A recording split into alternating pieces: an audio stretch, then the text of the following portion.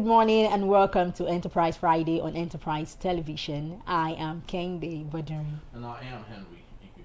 All right, it's the start of a new day and we are glad to have you on the show today. We will kick off with today's newspaper review before diving into the main conversation of the day. Trust me, you don't want to miss a moment with us. You can equally join our conversation by dropping your comments, liking and following us on all our social media platforms at Enterprise TV 7. So joining us to share the matters at hand is Emeka Madunagu. He's a journalist and a public affairs analyst. You're welcome, Mr. Emeka. Good morning, Emeka. Good morning. Good morning. All right. So Good morning. Good morning. Thank you so Thank very you much for joining. sparing us your time. Now let's go to the Punch newspaper this morning. What we Okay, have there. on the top strip, we have Rivers Funds. ICPC reviews petition against IBAS. And still from the top street there, Electricity Act, poor Nigerians orders to get tariff relief. Very true. The big story there, we have Southwest State Titan brothers amid banditry surge in Kwara State. And also just slightly below that story, we have EU converses urgent reforms before 2027 polls. Okay, we also have stray bullet kills Oshun graduates after NYSC call up. And also NAFDAC destroys 15 billion naira fake and expired drugs in Oyo. Okay, we also have Oluwo ridiculing Yoruba monarchy, traditional rulers. All right, Jamaica, I'd love us to start with the Southwest states tightening borders amid banditry surge in Kwara. Is this coming too late, or like it's often said, it's better late than never? Well, thank you very much. The issue of banditry, banditry, criminality, interstate robbery has been a long time. This is not a new one. There have been, we've had this problem for long. Somehow, we don't have these bank robberies anymore. By cross-border robbers, in Oshun, Oshun.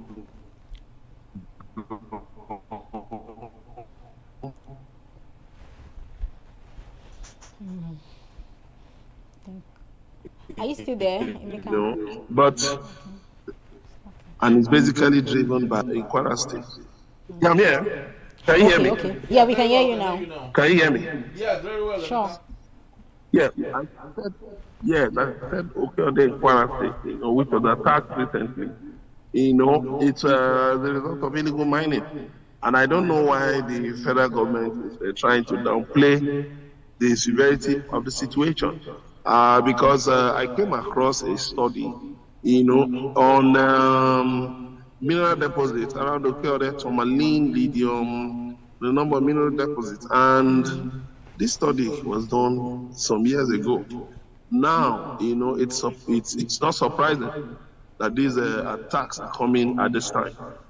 So the states that are beefing up security, I wonder what they are talking about, because it is their responsibility to ensure that their areas are safe. They should never allow security to degenerate to the point where they start embarking on quick measures. It should be a daily affair. Security should be a daily affair, and it should not be politicized.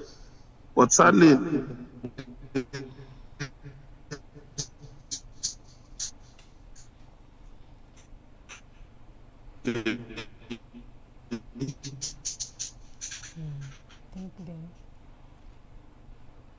Are you still there, Emeka? We're having look, the emir of asked the police to arrest against these attacks. Hello? Yes. Can you hear me? We can hear you now. We can hear you now. Hello? We can hear you, Emeka. Okay. I said that shows that some people have political interest in these attacks, and therefore, it's very sad that an emir could ask the police to arrest a youth leader for protesting insecurity. What is the emir's role? What is his interest in the matter? Tells you that too often we, trivialize serious issues in this country. Misusing our position, and breaking. I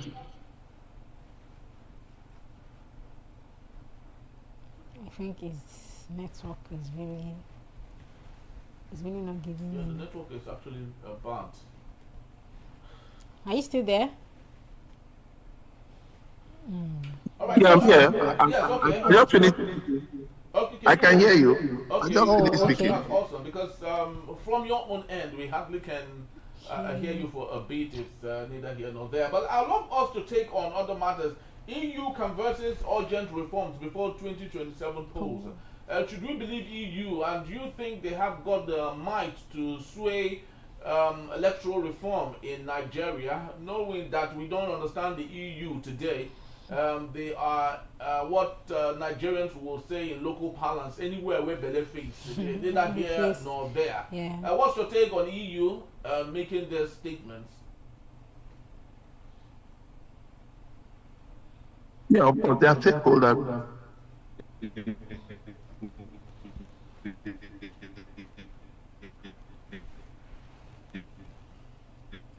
Nigeria's democratic process. Not forgetting, they also assist INEC and the NGOs involved in have a stake, in ensuring that democracy succeeds in Nigeria. So, of course, getting electoral reform is very important. Okay, you can imagine in one of the sections in the Electoral Act, it says that a result shall be transmitted, and then after the transfer, they shall be collated. Now, there's the issue of, do transfer and transmit mean the same thing? Then the issue of the IRM and the beavers, they are just in the guidelines to election guidelines, published by INEC. So, I think there are defections by politicians, and, the issue of early campaigns. It only criminalizes early campaigns done 24 hours, after 24 hours, after the deadline.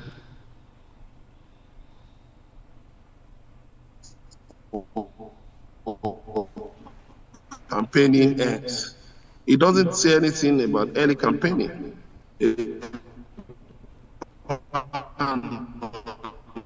Early campaign.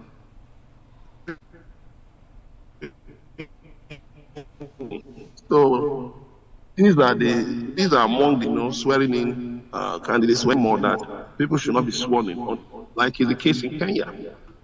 Aspects of the electoral act that need to be fighting. The role of the judiciary, because we've seen the judiciary hiding under hiding behind technicalities, to dispute, deciding on electoral matters. That shouldn't be allowed. That should be, those are among the electoral reforms. The role of the security agencies, and all of that, punishments for electoral offenders. These things, we need to check these things. If we need to look into these things if we want democracy to thrive. Thank you. Okay, so Emeka, many Nigerians complain that votes don't count or don't always count, right? And how can electoral reforms guarantee every single votes, truly count? How can these electoral reforms guarantee that every single vote truly counts in 2027?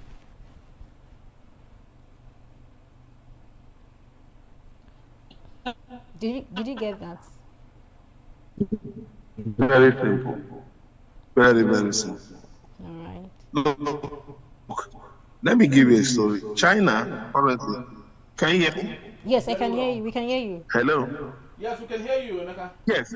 Now, I said that China is working on transmitting solar rays to the Earth from space from 2030. Now, through satellites. Now we have satellites that disappeared in orbit. Now, if we, monitor elections digitally, if our satellites monitor elections digitally, once anybody casts their vote, it will immediately be recorded in a back server, in the out.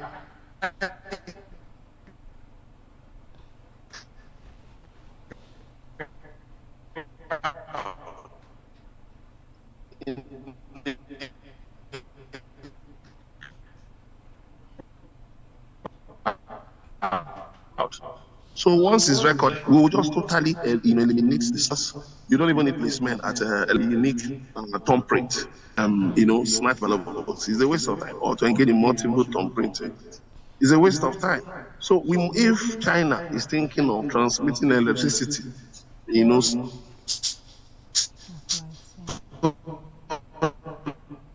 electricity, why we still be having issues with elections? Vote count. Don't let anybody deceive you. Vote count. If not, people won't be paying so much money, to get one vote. But we must eliminate, all those electoral malpractices, so that, we have fewer issues going to the court. Issues about,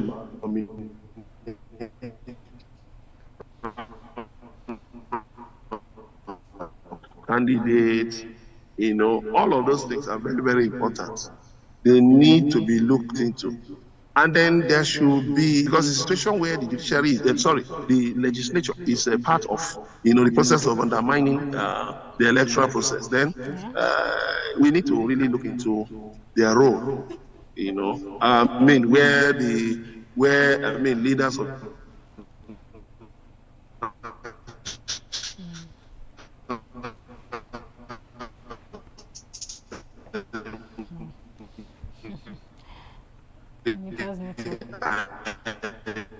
involved in defections. All right. The Supreme Court decided cases by the Supreme Court. These things, presently, we need to do something. Okay. Yeah, we definitely need to do. Very well. We need to do something about it because it's key and important that our electoral process should be squeaky clean. Because if not, we keep having the same issue. A recycled situation where leaders who are not supposed to be there are given opportunities to serve, and usually when they get there without the votes of people, they feel they voted themselves in. Or their money and their connections brought them in, and therefore most of the time they are not answerable to the people and to Nigerians. But just before we leave in the next 5 minutes, let's look at the Guardian newspaper. For today, we have the big story: how brand Nigeria suffers for misdeeds of few abroad. What other stories do we have there? Okay, we have Nigeria's health system performing at 45% capacity. And also we have COS, Christopher Musa, failing family system values worsening insecurity. I don't know why Christopher Musa, who is the chief in charge of the military, is displacing blame to others. He was the one that said that Nigeria should fence the whole country. So that bandits will not be able to come in. And now he's blaming families who are not training their kids well as the reason why there's so much insecurity. So you're just wondering why why you're not supposed why is it that he should even focus more on another issue, not even dealing with the first issue he has even talked about. With all the budget he has and all that. Actually very funny. What other stories do we have there? Okay, we have article rules out quitting presidential race, lament PDP woes. All right, so we equally have all the matters. Nigeria at 65, 2 days after independence, bitter divisions persist over nation's future. We have EU hails electoral progress amid push for reforms. And also, ex-commissioner decries Kwara's insecurity as bandits abduct policeman. We've not said this one. And tinted glass NBA films as police impound judge's vehicle. You see, what goes around comes around. Do you understand? When the judges and the judiciary fails to do what they are supposed to do, it has a way of always coming around. And that's why it's very important when you have an opportunity ensure that the right thing is done. Emeka, just before we call it a wrap for this, COS, failing family, system value worsening insecurity. Why is it that the man who has all the budget and has all the military equipment is still blaming families for not training their children well, which is why there is a growing rate of insecurity in the country?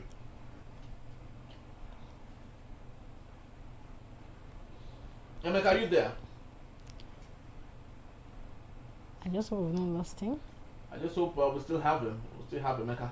Okay, so just this was what we're talking about, and why this is a growing problem. But we didn't take it. Did you read the big story here? How brand Nigeria suffers from yes, we did. Of you actually abroad. Yes. Now, Nigerian government or whoever it is that had put down this story is blaming a few Nigerians who left Nigeria as a result of the hardship and the bad governance to other countries, and maybe they commit one or two crimes, and they are saying those pockets of people are the reasons why Nigeria is not being called the good name. Forgetting the politicians here who steal billions and billions and billions, as if their own act here is less of a crime. So are you saying that they are focusing more on mere Nigerians that's committed offense there, and taking it notable and pointing it at them that you did this what you did was actually very wrong, and now you're saying that